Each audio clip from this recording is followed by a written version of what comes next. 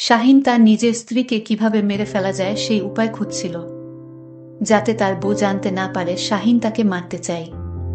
কারণ শাহিন ভাবল কিভাবে নাহিদার ছোট বোনের সাথে। একদিন শাহিন শরবতের সাথে কিছু একটা মিশিয়ে নাহিদাকে বলল, শরবতটুকু খেয়ে নাও। তারপর নাহিদা যা করল তা শুনলে তোমাদের কোনো হুঁশ থাকবে না।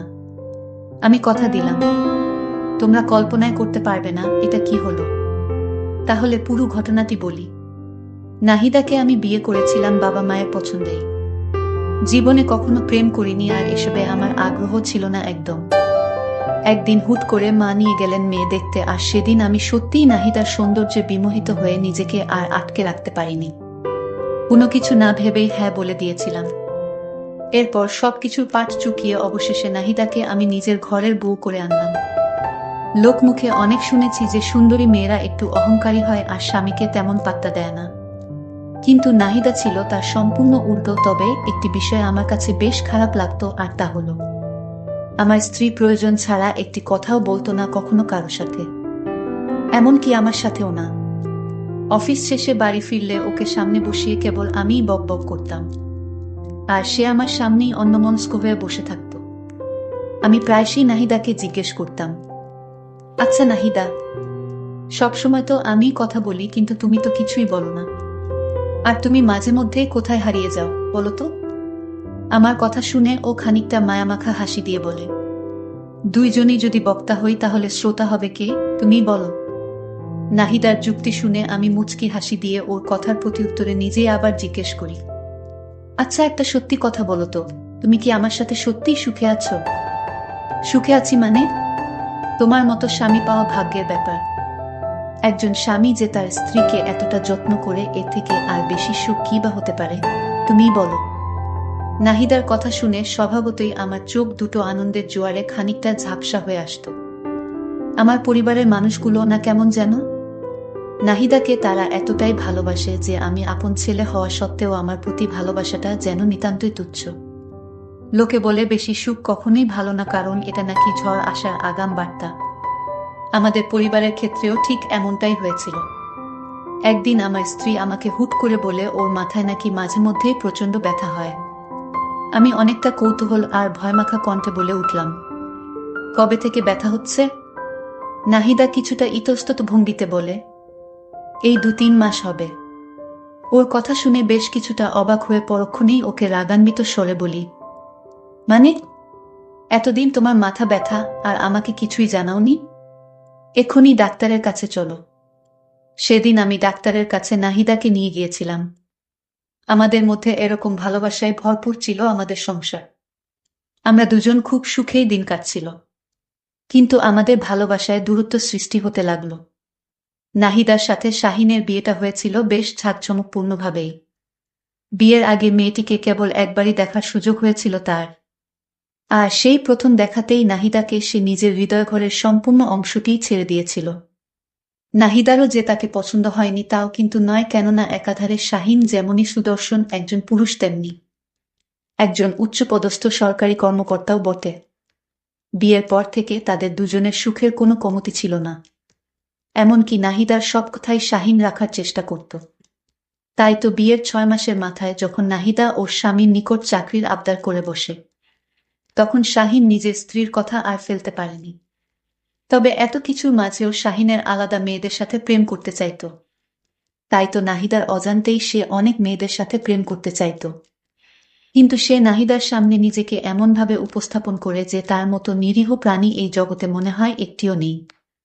আর নাহিদা মেয়েটিও না কেমন যেন খুব বোকা, সে এখনো পর্যন্ত বুঝতেই পারেনি যে শাহিন তার অনুপস্থিতিতে মেয়েদের সাথে গল্প করে।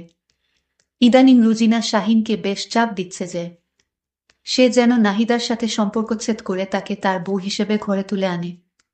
কিন্তু এই কথাটি রুজিনা যতটাই সহজভাবে বলেছে, শাহিনের নিকট এই কাজটি করা তার চেয়েও বহু কঠিন কাজ। কেননা সম্পর্ক বিচ্ছেদের ক্ষেত্রে তো অন্ততপক্ষে একটি উসিলার প্রয়োজন।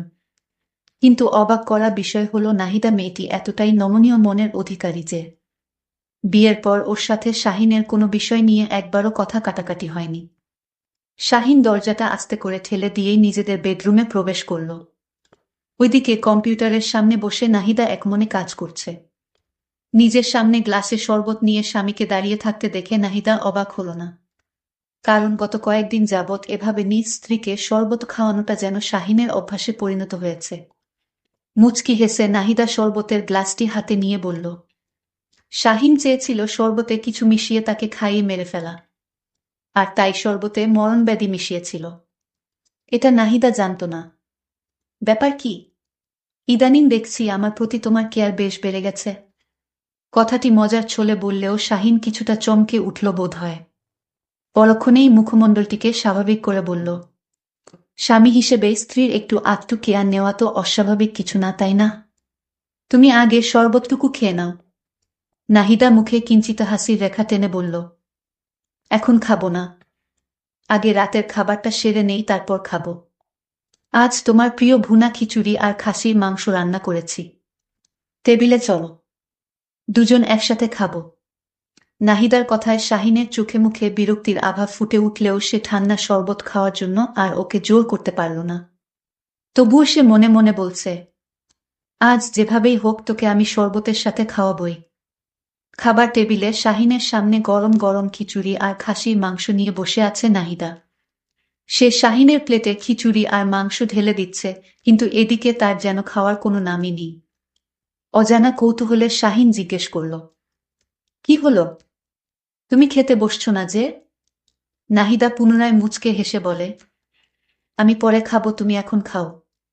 সেটা আবার হয় নাকি? দুজন একসাথেই খাবো, তুমিও প্লেট নিয়ে বসে পড়ো।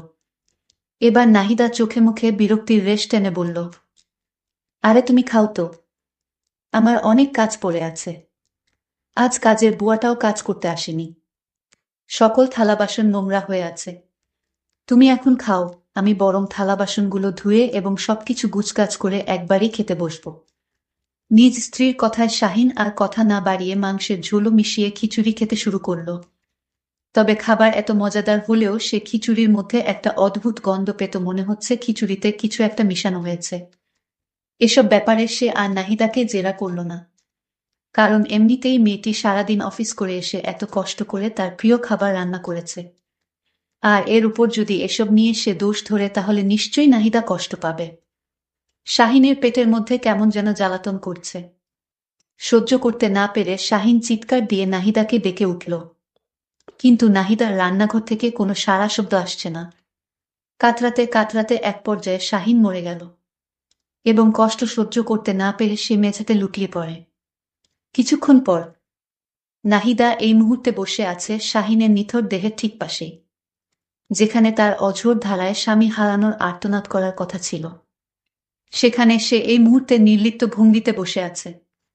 সে জানে এখন শাহিনের মরা দেহটাকে কিভাবে রেখে জনসাধারণের মাঝে হার্ট অ্যাটাক বলে চালিয়ে দিতে হবে। টেবিল থেকে ফোনটা নিয়েই নাহিদা শরীফের কাছে কল দিল। এই ছেলেটির সাথে তার পরিচয় হয়েছে খুব বেশি দিন নয়, কেবল 2 মাস। শরীফ আর নাহিদা একই অফিসে কাজ করে, আর সেই সুবাদেই তাদের মাঝে এক গল্প শুরু হয়ে যায়।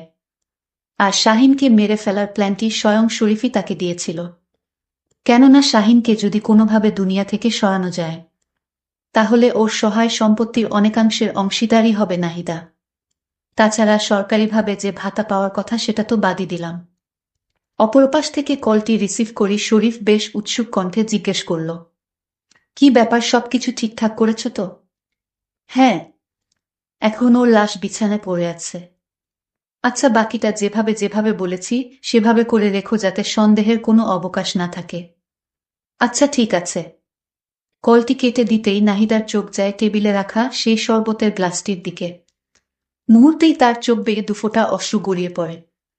যত যাই হোক, শাহিন যে বিয়ের পর থেকে এতগুলো দিন তার কাছে এক শ্রেষ্ঠ স্বামীর ভূমিকায় ছিল, সেটা নাহিদার অস্বীকার করার সুযোগ নেই।